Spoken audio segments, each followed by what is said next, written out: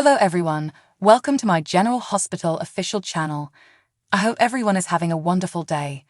Before we begin, please hit the subscribe button and give this video a thumbs up.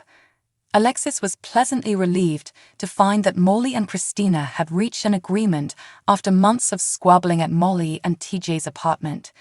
Molly and Christina expressed relief that they had gone over their emotions. They exchanged hugs. Alexis, Christina, and Molly ordered Chinese food. Alexis expressed her pride in her girls as they reminisced previous times. Drew's penalty for insider trading was deemed ridiculous by the three, who expressed their surprise. According to Alexis, there have been speculations that Judge Kim will rethink Drew's sentence. Christina indicated that Drew should have been granted an exception simply because he had served in the military. Everyone, according to Alexis, had to hope for a miracle for Drew. Alexis and Christina rose to depart shortly after. Alexis, Christina, and Molly hugged and kissed each other on the cheek. Sam was a sounding board for Carly at Kelly's diner, where she grumbled about how unfair it was that Drew had been sentenced to 3 years in prison for insider trading. Drew and Carly's conduct were justified by Sam. Sam complimented Carly for her kindness to Nina.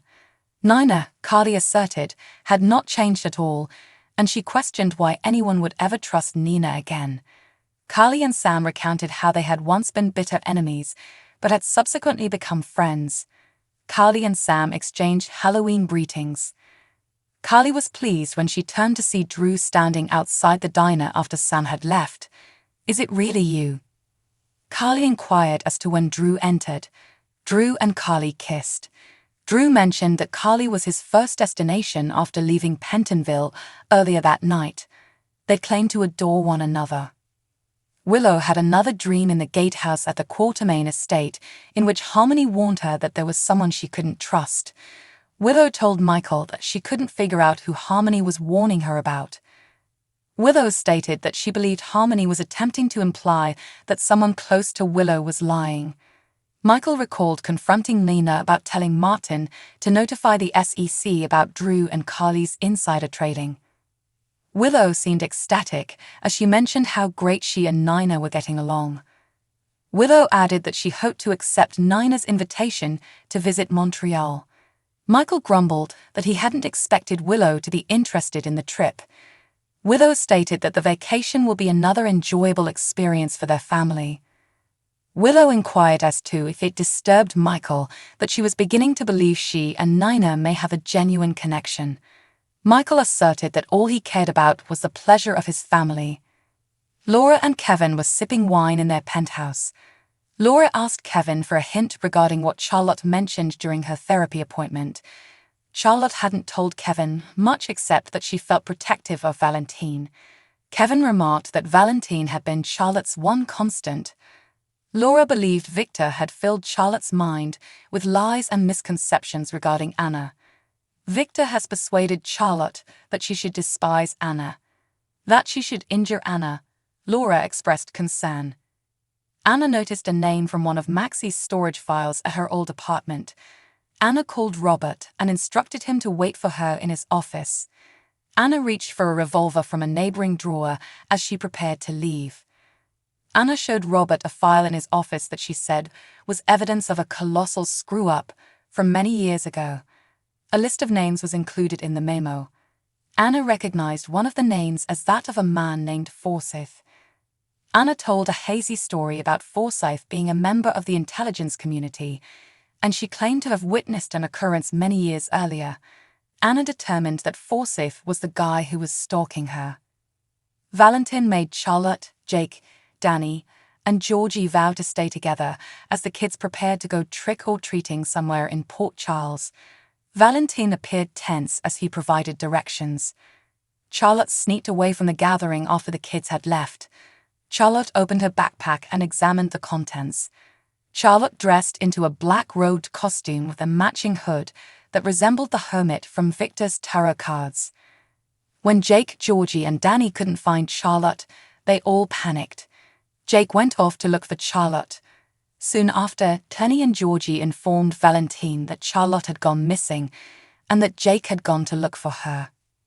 At the same time, Charlotte had picked the lock on Maxie's old flat after ensuring that no one was inside.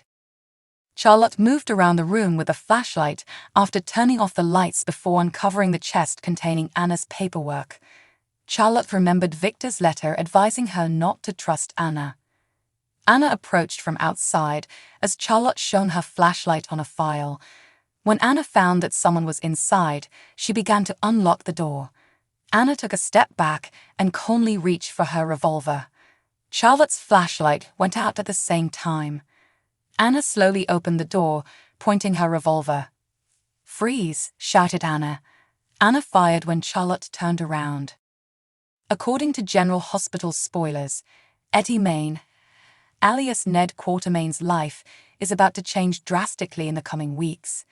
Eddie now has no desire to reprise his role as Ned since he is content with the way things are. However, Eddie is going to have to deal with a memory flood whether he wants to or not. Eddie had a flashback to being on the Brooklyn Bridge on their wedding day with Lois Cerullo, but that was only the beginning. Ned is attempting to push through and reclaim his life, but Eddie is clearly unsettled and opposing the concept.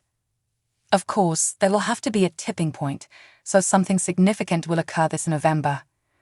CDL previously predicted that Eddie would suffer another mishap that jogs his memory, and according to the most recent November preview information, that's exactly what's going to happen.